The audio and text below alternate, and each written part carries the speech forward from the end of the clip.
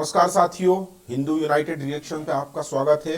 सबको राम राम, हर हर महादेव। कल शिवरात्रि रही और अच्छा उम्मीद है आपने सभी लोगों ने अच्छे से मनाई होगी, सेलिब्रेट किया होगा। मैं मध्य प्रदेश से हूँ और उज्जैन में यहाँ 11 लाख दीपक का रिकॉर्ड बना है। ये भी मेरे लिए बहुत हर्ष की बात है, सभी मध्य प्रदेश के लिए और सभी हिंदू सनातनियों के लिए बहुत हर्ष की बात है, गौरव का विषय है। आज मैं रिएक्शन चैनल पे लेकर आया हूँ कि असल में रशिया यूक्रेन कॉन्फ्लिक्ट का विलन कौन है। इसका विलन यानी यदि हिटलर को अगर एक नाम ले लें हम कि विलन का एक पर्यायवाची यदि हिटलर है, तो यूक्रेन रशिया के विवाद में हिटलर कौन है, रियल हिटलर कौन है। तो आप देखिए यहाँ पर मैंने पुष्कर राज ठाकुर जी का ये वीडियो लेके आया। ये आप बिजनेस कोच हैं। यहाँ से मैं आपको ये डिस्क्लेमर पे लेके जा रहा हूँ, ये सारा आप डिस्क्लेमर पढ़ लीजिए, ठीक है। और इस डिस्क्लेमर के बाद अब मैं ये वीडियो शुरू कर रहा हूँ। एक तरफ तो पूरी दुनिया व्लादिमीर पुतिन को गाली दे रही है। क्यों दे रही है? क्योंकि उसने जो यूक्रेन में किया वो पूरी दुनिया के ही हिसाब से बिल्कुल भी ठीक नहीं है। जो उसने इन्वेजन किया ना, जो इस वक्त लोगों की कंडीशन है वहां पे हम इमेजिन भी नहीं कर सकते। आप अभी अपने घर के कंफर्ट जोन में ये वीडियो देख रहे होंगे, मैं भी यहाँ पे अपने कंफर्ट जोन में ये वीडियो रिकॉर्ड कर रहा हूँ। हम इमेजिन नहीं कर सकते वो लोग किस कंडीशन में होंगे जो इस वक्त यूक्रेन में फंसे हैं। वहाँ पे हमें न्यूज़ सुनने को आ गई कि इंडियंस की मौत हो रही है, स्टूडेंट्स की मौत हो रही है। बिल्कुल भी अच्छा नहीं है ये माहौल। वॉर लाइक सिचुएशंस होनी ही नहीं चाहिए, बट जब हो रही है तो हम सिर्फ एक ही इंसान को हिटलर समझ रहे हैं और वो है पुतिन। डेफिनेटली उसने जो किया बिल्कुल गलत है, बिल्कुल नहीं होना चाहिए था। बट क्या वो सच में रियल हिटलर है या फिर कोई और इंसान मेन हिटलर है? अभी आज इस वीडियो में हम डिटेल में समझेंगे। आप लोगों के भी बहुत सारे थॉट प्रोसेस हो सकते हैं, आप कमेंट्स में ज़रूर लिखिएगा। लोग भी आपके थॉट्स को सुन के इंस्पायर होते हैं, उन्हें भी और इन्फॉर्मेशन मिलती है। अब क्या रशिया का प्रेसिडेंट हिटलर है या फिर यूक्रेन का प्रेसिडेंट हिटलर है या फिर हिटलर कोई और ही है जिसके ऊपर कोई बात नहीं कर रहा? आज इस वीडियो के माध्यम से समझते हैं। मैं आपको सीधा ना मैप पर लेके जाता हूँ, आपको चीज़ें और ज़्यादा क्लियर होंगी। आप लोग ऑलरेडी न्यूज़ देख रहे हैं बहुत ज़्यादा, तो मुझे आपको न्यूज़ नहीं समझानी, मुझे आपको सिर्फ कंसेप्ट समझाना है। वो कंसेप्ट को समझते हैं। अब यहाँ पर देखिए, आपको यूक्रेन दिख रहा है, आपको रशिया दिख रहा है। अब एक चीज़ को समझिए, यहाँ पे जो ये यूक्रेन है ये रशिया के साथ एक बॉर्डर शेयर करता है जो कि तकरीबन 2300 किलोमीटर लंबा बॉर्डर है। और सिर्फ बॉर्डर लैंड का नहीं है, यहाँ पे जो ये सी है, ये सी बॉर्डर भी 321 किलोमीटर का शेयर करता है। अब प्रॉब्लम कहां से शुरू होती है? जो यूक्रेन का भी करंट प्रेसिडेंट है वो चाहता है कि हम नाटो का पार्ट बन जाए। अब मैंने लास्ट वीडियो में भी आपको बताया था, नाटो का मतलब है नॉर्थ अटलांटिक ट्रीटी ऑर्गेनाइजेशंस। लगभग 30 कंट्रीज इस नाटो का पार्ट है। और नाटो का पार्ट बनने का फायदा क्या है कि अगर एक देश पे हमला होगा तो वो हमला 30 के 30 देशों पे समझा जाएगा। इसका मतलब है अगर यूक्रेन नाटो का पार्ट बन जाता और उसके बाद रशिया हमला करता यूक्रेन पे, तो भैया जितनी भी कंट्रीज, 30 कंट्रीज के अंदर यूएस भी आता है, कनाडा भी आता है, यूरोपियन कंट्रीज के अलावा। सो यहाँ पे जो यूरोपियन कंट्रीज हैं, यूएस है, कनाडा, सब रशिया के खिलाफ हो जाते हैं और वर्ल्ड वॉर 3 तो छिड़ ही जाता। बट अभी क्या किया है, अभी कोई भी देश, ध्यान से समझना, अपनी आर्मी नहीं भेज रहा, अपने जवानों को नहीं भेज रहा मरने के लिए, क्योंकि उन्हें पता है कि रशिया एक बहुत बड़ा खतरा है। वो कह रहे हैं जी हमसे हथियार ले लो, हमसे टैंक ले लो, हमसे वेपन्स ले लो। यूएस पीछे से बोल रहा है कि हाँ मैं तेरे साथ हूँ, बट क्या वो सच में साथ है? समझते हैं। यहाँ पे देखिए, जो अभी करंट प्रेसिडेंट है उसे अभी तक क्या लग रहा था कि यूएस उसके साथ है, यूरोपियन यूनियन उसके साथ है, मतलब यूरोप के सारे देश उसके साथ हैं। अभी बोल तो सब यही रहे हैं कि हम साथ हैं, बट अभी समझेंगे साथ क्यों नहीं है। एंड यूएस बोल रहा है कि मैं तेरे साथ हूँ, बट क्या उसने मिलिट्री भेजी अभी तक? क्योंकि उसे पता अगर वो मिलिट्री भेज देगा तो यहाँ पे मैंने आपको लास्ट वीडियो में बताया था कि रशिया फिर अकेला नहीं रहेगा।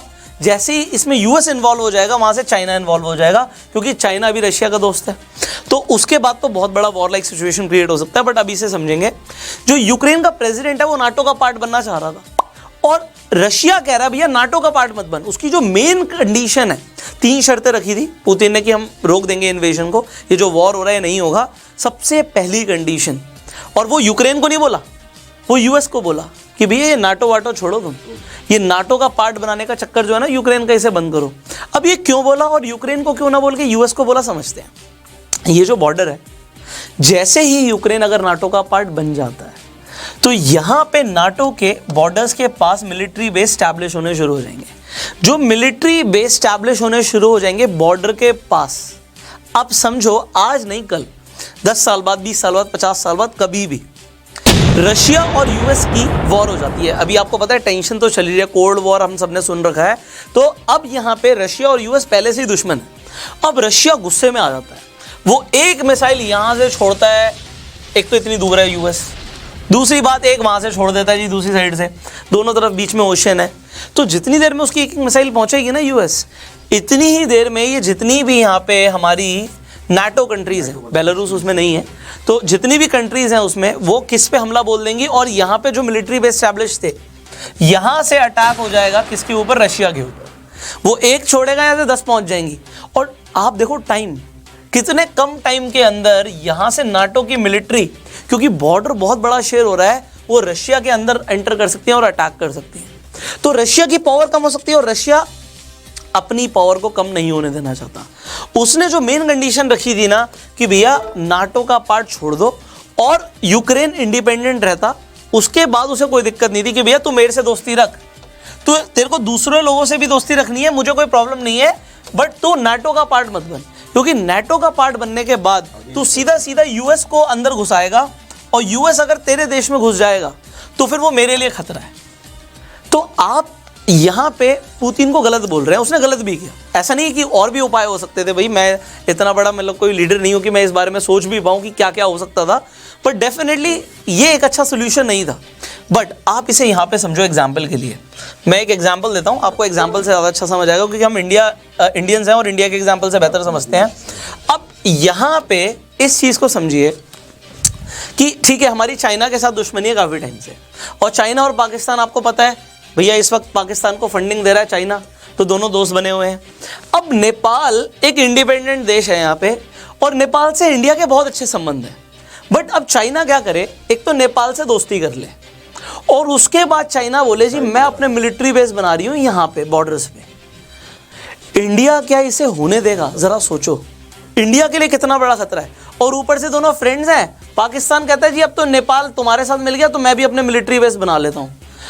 यहाँ पे हम लोग बोलेंगे एक तरफ तो ये पाकिस्तान लोग यहाँ पे टेरर एक्टिविटीज रोकते नहीं है बॉर्डर पे, अब दूसरी तरफ से इतना बड़ा बॉर्डर जो हम नेपाल के साथ शेयर करते हैं, फिर दिक्कत। तो क्या ये इंडिया होने देगा? आप इंडिया के एग्जाम्पल से समझो, आप कहोगे नहीं होने देगा, भाई इंडिया भी अटैक करेगा कि ऐसा क्यों हो रहा है, पहले तो आराम से समझाएगा, नहीं समझेंगे तो वो भी अटैक कर सकता है। एंड बिल्कुल वैसा ही पुतिन ने यहाँ पर किया है। अल्टीमेटली अगर यूक्रेन नाटो का पार्ट बनता तो जितना इतना बड़ा बॉर्डर एक्सपोज हो रहा है, और कल को तुम हमारे पास देखो, मॉस्को के पास से दूरी और कम हो जाएगी, तुम यहाँ से लैटविया तो ऑलरेडी पार्ट है, ये लिथुएनिया ऑलरेडी पार्ट है, बेलारूस तो चलो मेरी सुनता है, बट बेलारूस को भी अगर तुम भड़का लेते हो, यूक्रेन कुछ बचा ही नहीं, तुम तो एक तरीके से मेरे पास ही घुस रहे हो। ऑल्दो जो पुतिन ने किया वो ठीक नहीं है, बट जो पुतिन ने किया, क्या उसने अपने देश को बचाने के लिए, देश के लिए नहीं किया? कई सारे लोग बोल रहे हैं कि पुतिन बिल्कुल पागल है, उसकी यार मेंटल डिसऑर्डर हो गया है, मतलब वो कर क्या रहा है? बेशक वो गलत कर रहा है, बट क्या उसने देश को बचाने के लिए कदम उठाया है? आपको क्या लगता है? क्योंकि यहाँ पे जो मेन हिटलर है ना, मैंने बताया था मेन हिटलर कौन है।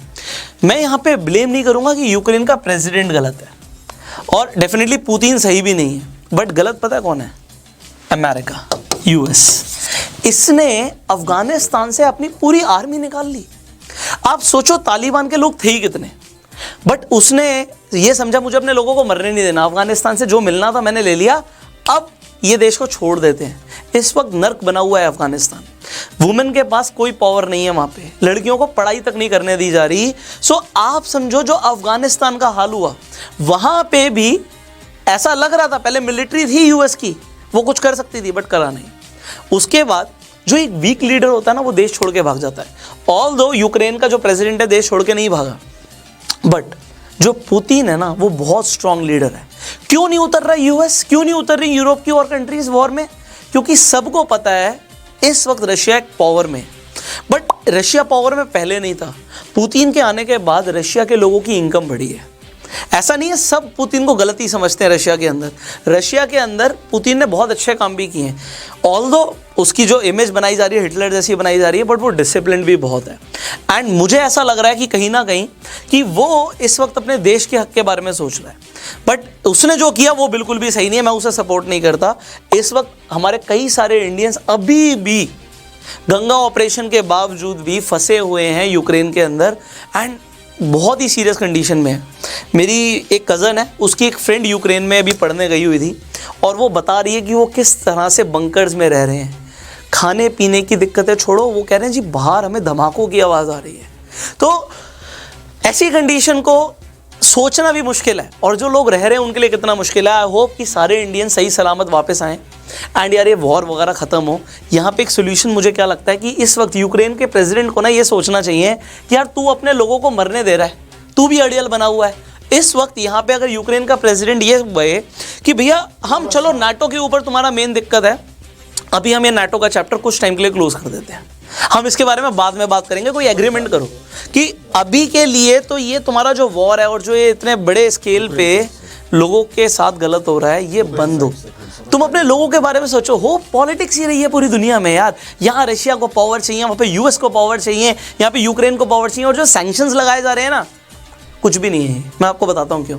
जब इंडिया ने पोखरण के अंदर न्यूक्लियर टेस्ट किया था उसके बाद क्या यूएस ने सैंक्शंस नहीं लगाए थे? लगाए थे, बट वो सैंक्शंस हटा दिए गए। क्यों? आप सोचो, आप कह रहे हो जी मेरे पास पैसा है, बहुत पैसा है, बट मेरे पास खाना है। अल्टीमेटली आपको क्या चाहिए? खाना चाहिए, पैसा चाहिए। मैं खाने के एग्जांपल ले रहा हूँ, कॉमोडिटीज़ की बात कर रहे हैं। रशिया के पास कॉमोडिटीज़ हैं, तुम्हारे पास पैसा है, चलो कोई बात नहीं।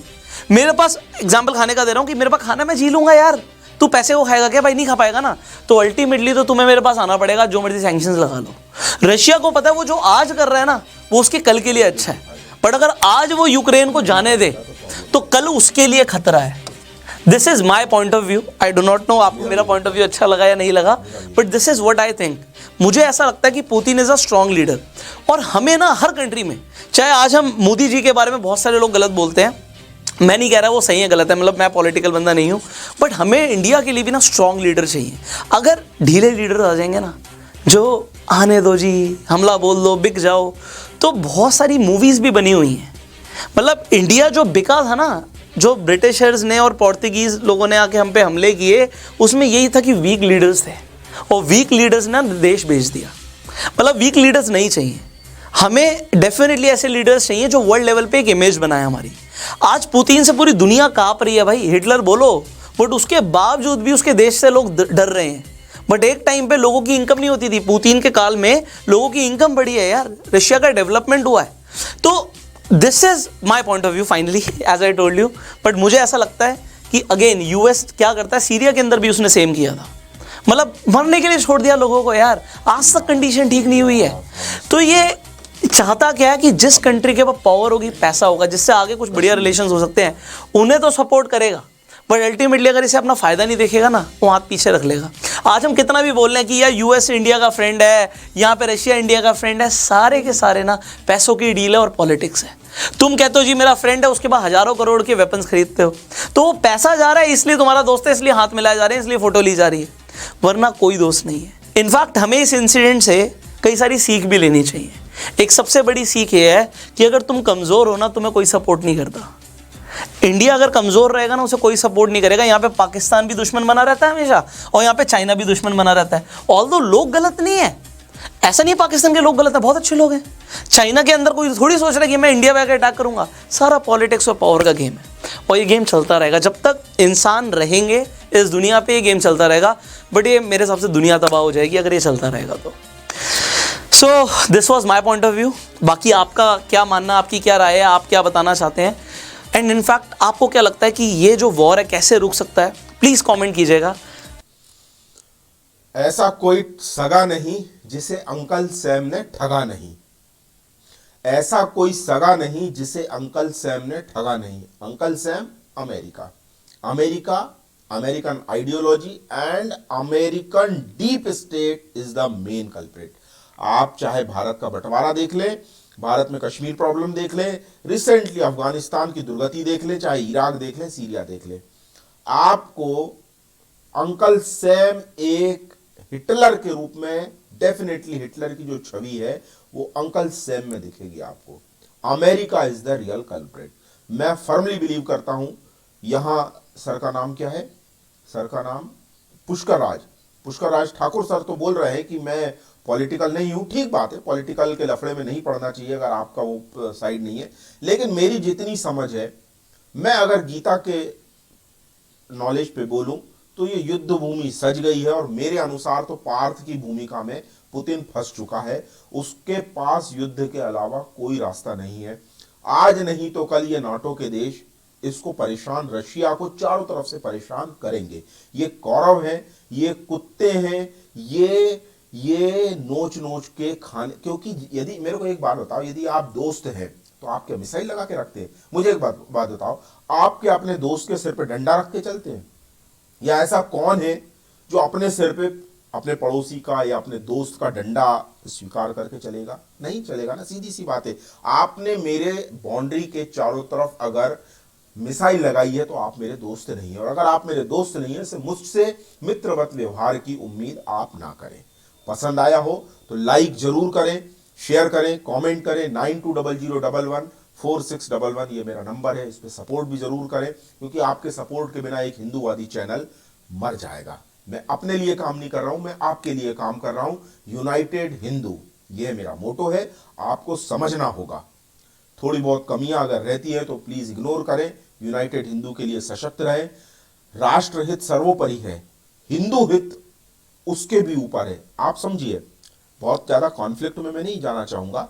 हिंदू हित रहेगा तो राष्ट्रहित है, राष्ट्रहित है तो जैसे यहां रशिया फंस रहा है ना, आप सोचो ये वही फंसने वाली जगह से निकलने के लिए हमें स्ट्रांग, एक फर्मली बिलीव करना पड़ेगा, फर्मली स्टैंड रखना पड़ेगा। और आज हमारे देश का, भारत का उस रशिया के लिए स्टैंड है जो 71 में अमेरिका से लड़ गया था, सारी दुनिया से लड़ गया था भारत के लिए। ठीक है, मैं मानता हूं बिजनेस है, सब कुछ है, पैसा है। बिजनेस तो क्या अमेरिका नहीं कर रहा है क्या भारत के साथ? फिर कैसे भारत पे हमला करने अपने जहाजी बेड़े के साथ आ गया था 1971 में? रशिया ने तो आप पे हमला नहीं किया। बिजनेस कौन नहीं करता भाई? मेरे यहाँ गेहूं होता है, तेरे यहाँ चावल होता है, तू चावल दे दे, मेरे से गेहूं ले ले, स्वाभाविक प्रक्रिया है, इसमें क्या गलत है? ठीक है दोस्तों, चलिए लाइक शेयर कमेंट जरूर करना। Thank you very much.